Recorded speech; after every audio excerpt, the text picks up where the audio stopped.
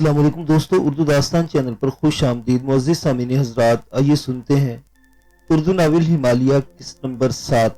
معزز سامعین، آپ سے امید کی جاتی ہے کہ ویڈیو کو لائک کریں اور چینل کو بھی سبسکرائب کر دیں، شکریہ۔ بادشاہ خان چند لمحات تحیر کا شکار رہا، پھر اس کے چہرے کے نقوش میں کھدراپن پیدا ہو گیا۔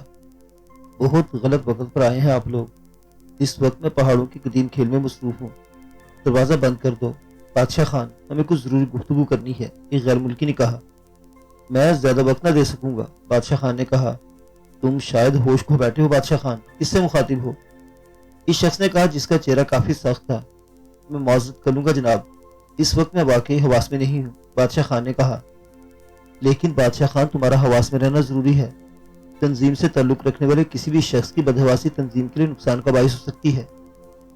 بادشاہ خان کا چہرہ سرخ ہو گیا، اس کی آنکھوں میں خون اتر آیا تھا۔ پھر اس نے غراتی آواز میں کہا، یہ میرا ذاتی معاملہ ہے، اس میں کسی قسم کی مداخلت پسند نہیں کرتا۔ شک نمبر 12 کے تحت تنظیم کا کوئی فرد تنظیم سے منسلک ہونے کے بعد صرف اسی کی ملکیت ہوتا ہے جس کی ذاتی حیثیت ختم ہو جاتی ہے۔ تم ہمارے نئے ساتھی نہیں ہو بادشاہ خان، غیر ملکی نے کہا۔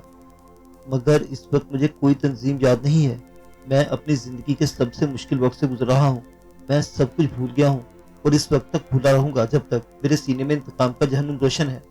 نہیں بادشاہ خان، تم کچھ نہیں بھول سکتے۔ تنظیم کا کوئی بھی فرد تنظیم کے علاوہ کسی بھی ذاتی مفاد کو یاد رکھنے پر قادر نہیں، اور جو بھول جاتے ہیں ان کی حیثیت ہمارے نزدیک لنگڑے گھوڑے کی سی مانند ہوتی ہے۔ تم جانتے ہو ریس کے میدان میں لنگڑے ہو جانے والے گھوڑے کے ساتھ کیا سلوک کیا جاتا ہے؟ کیا مطلب ہے تمہاری اس بات کا؟ بادشاہ خان نے غرا کر پوچھا۔ لنگڑے گھوڑے کو گولی مار دی جاتی ہے اور اس کی جگہ نیا گھوڑا میدان میں آ جاتا ہے۔ گویا مجھے دھمکی دی جا رہی ہے، بادشاہ خان بولا۔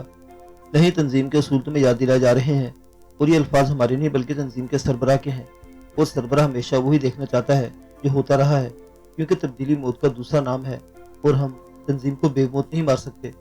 بادشاہ خان کئی منٹ تک ساکت و جامد کھڑا رہا۔ یہ الفاظ اس کی فطرت کے خلاف تھے، لیکن بحث صورت تو تنظیم کا ایک رکن تھا، اور یہ تنظیم جو کچھ تھی بادشاہ خان کے علاوہ اسے اور کوئی نہیں جان سکتا تھا۔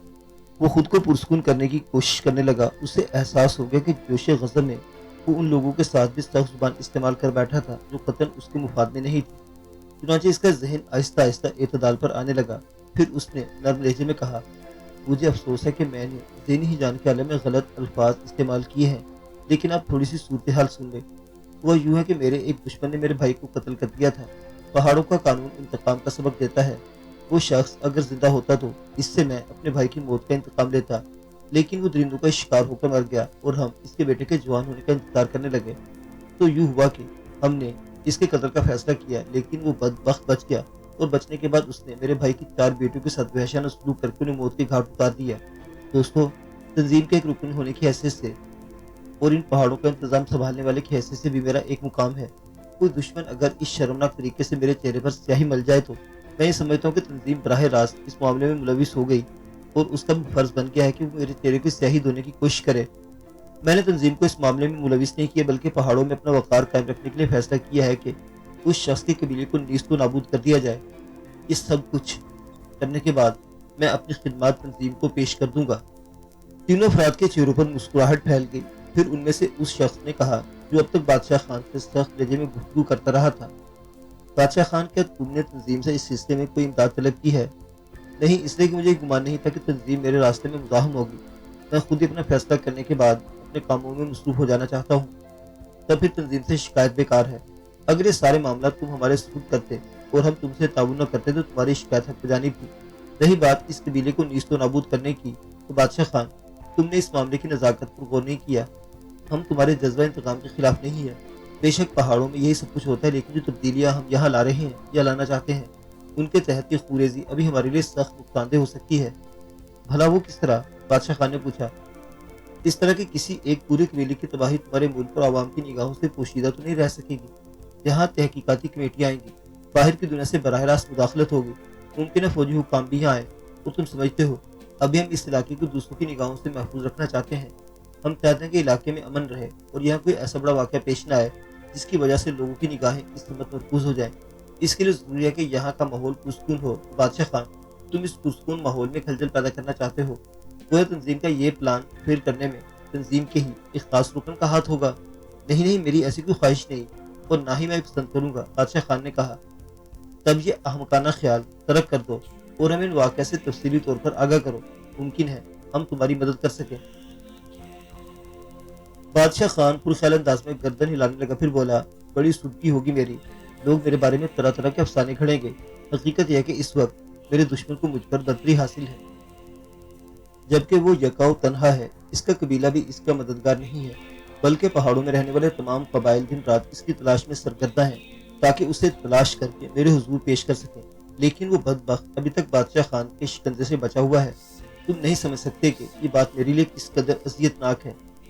میں تم سے پھر کہہ رہا ہوں بادشاہ خان، اس کی نشاندہی کرو، تنظیم اسے کسی چوہے کی طرح گردن سے پکڑ کر تمہارے سامنے لا ڈالے گی، اور پھر تم اس کے جسم میں گولیوں سے اتنے سوراخ کرنا کہ ہوا اس کے جسم سے پار ہونے میں ذرا بھی دقت نہ ہو، لیکن تنظیم کے مفاد کے خلاف کوئی کام نہ کرو۔ بادشاہ خان اب بالکل نارمل ہو گیا تھا۔ اس نے کرسی کی پوچھ سے گردن ٹکاتے ہوئے کہا، ہر چند کے پہاڑوں میں ہلچل مچ جائے گی، لوگ بادشاہ خان کے بارے میں طرح طرح کے افسانے تراشیں گے، کہیں گے بادشاہ خان وہ نہیں جو نظر آتا ہے، بلکہ اس نے صرف دھمکیاں دے کر اس علاقے کو اپنے قابو میں رکھا ہے، لیکن تنظیم کے مفاد کے لیے میں یہ سب کچھ بھی برداشت کر لوں گا۔ صورتحال جس حد تک میں آپ لوگوں کو بتا چکا ہوں، اس سے زیادہ نہیں۔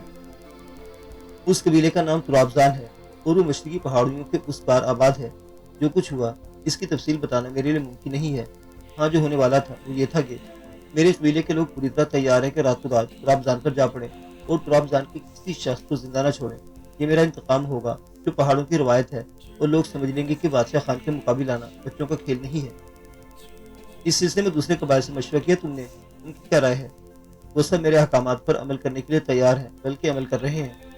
اب تو بادشاہ خان تمہیں جو مشورہ دیا جائے اس پر عمل کرو، بلکہ اس سے سرے منہ انحراف نہ کرو، غیر ملکی نے نرم لہجے میں کہا، اور بادشاہ خان سوالے نگاہوں سے اسے دیکھنے لگا۔ یوں کرو بادشاہ خان کے، اس بات کی پبلسٹی کروا دو کہ تم قبیلہ ترابزان کو فنا کرنے کا ارادہ رکھتے ہو۔ ممکن ہے کچھ قبائل کے لوگ تمہارے پاس کوئی تجویز لے کر آئیں، تم میں سے کسی کو ایک کو فوقیت دے دو، اس بات کا اظہار کرو کہ تم نے امن کی جانب ایک قدم اٹھایا ہے۔ تم ان سے کہو کہ تمہاری دشمنی صرف ایک شخص سے ہے اور تم اس نوجوان کو زندہ یا مردہ حالت میں چاہتے ہو۔ تم پہاڑوں کے قانون میں اس بات کا اضافہ کر دو کہ اس شخص کی تلاش ان پہاڑوں میں رہنے والے ہر فرد کا فریضہ ہے، اور اس کے بعد تم ترابزان کو امن کا پیغام دو، اور یہ بات تمہاری فراخ دلی پر محمول کی جائے کہ اس طرح تمہارا وقار بڑھ جائے گا۔ نہیں، افسوس کہ تم یہ بات نہیں سمجھتے، یہ بات میری موت کے مترادف ہوگی، بادشاہ خان نے کربناک لہجے میں کہا۔ بادشاہ خان، جو بات تم سے کہی جا رہی ہے وہ تنظیم کے مفاد میں ہے۔ اگر تمہاری یہ احمقانہ حرکت تنظیم کے لیے کسی رکاوٹ کا باعث بن گئی تو یقین کرو، رابضان نہیں بلکہ تہمانہ تباہ ہوگا، اور تم سب کو موت کی نیند سنانے کے بعد یہاں نئے لوگ لائے جائیں گے جو ہمارے مفاد کے لیے کام کریں گے۔ یہ دھمکی میرے لیے بڑی نفرت، بڑی اذیت ناک ہے، لیکن افسوس کہ یورپ کی زہر آلود فضاؤں میں رہ کر میرے خون میں بھی زہر شامل ہو گیا ہے۔ میں ان مکاروں کے درمیان زندگی بسر کرتے کرتے خود بھی مکار ہو گیا ہوں، اور میرے اندر وہ صفات ختم ہو گئی ہیں جو ان پہاڑوں کی روح تھی۔ ٹھیک ہے، میں وہی کروں گا جو تم نے کہا، کیونکہ میں تنظیم سے غداری کا مرتکب نہیں ہو سکتا۔ میں جانتا ہوں کہ تنظیم سے غداری ساری دنیا میں میرے مفاد کو نقصان پہنچائے گی، اور میں کسی طور اپنے مفاد کو غداری کی بھیڑ نہیں چڑھا سکتا۔ یورپ کی جن زہر آلود فضاؤں میں رہ کر تم اپنے خون کو مسموم قرار دیتے ہو، دراصل وہ ذہانت کی فضائیں ہیں جہاں عقل جنم لیتی ہے، اور کائنات کی تاریخ ہے کہ عقل نے ہمیشہ حکمرانی کی ہے۔ بادشاہ خان نے ایک گہری سانس لے کر گردن جھکا لی۔ ٹھیک ہے، وہی ہوگا جو تمہارا مشورہ ہے، اس نے مردہ لہجے میں جواب دیا۔ پہاڑوں کی فضائیں زہر آلود ہو گئی تھی، گلابان مویشیوں کو لے کر چراگاہوں کا رخ کرتے ہوئے کترانے لگے تھے کہ خدا جانے کب اور کہاں کوریزی شروع ہو جائے۔ ہر قبیلے میں ہی جان کی فضا طاری تھی۔ بات صرف کسی ایک قبیلے کی نہیں رہی تھی، بلکہ پہاڑوں کی خوشبو دنیا میں شدید ہلچل پیدا ہو گئی تھی۔ کچھ قبائل کو بادشاہ خان کی برتری کا مکمل احساس تھا، اور انہوں نے بادشاہ خان کی طرف کاری کا اعلان کھلے بندوں کر دیا تھا۔ ہر چند کے اس میں یہ بات ان کے ذہنوں میں موجود تھی کہ وہ حق و انصاف سے کام نہیں لے رہے۔ اگر قبیلہ ترابزان کے سلامن خاندان کے بیٹے نے بادشاہ خان کے بھائی کی بیٹوں کے ساتھ درندگی کا سلوک کر کے انہیں موت کی گھاٹ اتارا تھا، تو اس میں قبیلہ ترابزان کا کوئی قصور نہیں تھا۔ تقریباً سبھی کو معلوم تھا کہ بادشاہ خان کے بھائی فیروز خان کا قتل مشکوک تھا، اور یہ بات حتمی طور پر نہیں کہی جا سکتی تھی کہ بہزاد سلامن ہی اس قتل میں ملوث تھا۔ شروع ہی میں یہ بات طے پا چکی تھی کہ بہزاد سلامن کو مجرم قرار نہیں دیا جا سکتا، اور پہاڑوں میں ہوتا بھی نہیں تھا۔ اگر کوئی کسی کو قتل کر دیتا تو بہت کم ایسا ہوتا تھا کہ وہ اس قتل سے انحراف کرتا۔ قتل کی بنیاد تو کچھ نہ کچھ ضرور ہوتی تھی، اور اگر یہ بنیاد کسی آن سے تعلق رکھتی تو پھر قاتل فخریہ کہتا کہ اس نے فلاں شخص کو موت کے گھاٹ اتار دیا ہے۔ دوسرے نمبر پر وہ جرائم پیشہ افراد آتے ہیں جو مجرمانہ سرگرمیوں کے سلسلے میں قتل کرتے ہیں، لیکن رضا سلامن ایسے لوگوں میں سے نہیں تھا۔ اس کی گواہی نہ صرف ترابزوان کے قبیلے کے لوگوں نے بلکہ دوسرے لوگ بھی دے سکتے تھے۔ اگرچہ چند قبائل جو بادشاہ خان سے مرعوب تھے اس سلسلے میں بادشاہ خان کی پرجوش امداد کرنے پر آمادہ ہو گئے تھے، وہ اس حادثے پر سخت برہم تھے، ورنہ یہی کہا جاتا کہ قبیلوں کے سرداروں نے بادشاہ خان سے خوفزدہ ہو کر اس کی امداد کا اعلان کیا ہے۔ باہر صورت میں بات نبھ گئی تھی۔ سردار داؤد خان جانتا تھا کہ شیران جیسا نوجوان جو ایک شریف باپ کا بگڑا ہوا بیٹا ہے، انتقام کی ایسی ہی انوکھی راہ اختیار کر سکتا ہے۔ سردار داؤد کا بس چلتا تو وہ خود ہی شیران کو گولی مار دیتا اور اس شرمناک جرم کا مرتکب نہ ہونے دیتا، لیکن وہ بے قصور اور سیدھا سادہ انسان بلا وجہ مصیبت میں پھنس گیا تھا۔ البتہ چند قبائل ایسے بھی تھے جنہوں نے حق و انصاف کا ساتھ دیتے ہوئے ترابزان کے سردار داؤد کو اطلاع بھیج دی تھی کہ وکیل کانٹے سے لیس رہے۔ انہوں نے اعلان کیا کہ وہ اس ناانصافی پر مظلوم کا ساتھ دیں گے۔ چنانچہ قبیلوں کی جنگ کی فضا قائم ہو گئی تھی، جاسوس خبریں لا رہے تھے اور خبر بھی عام ہو گئی تھی کہ تہمانہ کا بچہ جنگی ہتھیاروں سے مسلح ہو کر بس بادشاہ خان کے آخری حکم کا انتظار کر رہا ہے۔ دوسری جانب ترابزان کے سردار داؤد نے بدرجہ مجبوری اپنے قبیلے کو بھی جنگ کے لیے تیار کر لیا تھا، البتہ وہ اپنی جانب سے پہل نہیں کرنا چاہتا تھا کیونکہ یہ کسی طور مناسب نہ تھا۔ وہ صرف اصول کی جنگ لڑنے کو تیار تھا اور اس نے اپنے مخصوص لوگوں کو پہاڑوں میں پھیلا رکھا تھا تاکہ اگر بادشاہ خان اور اس کے حریف قبائل دن اور رات کے کسی بھی حصے میں ترابزان کی طرف آتے دیکھے جائیں تو پھر انہیں ترابزان سے دوری رکھنے کی کوشش کی جائے۔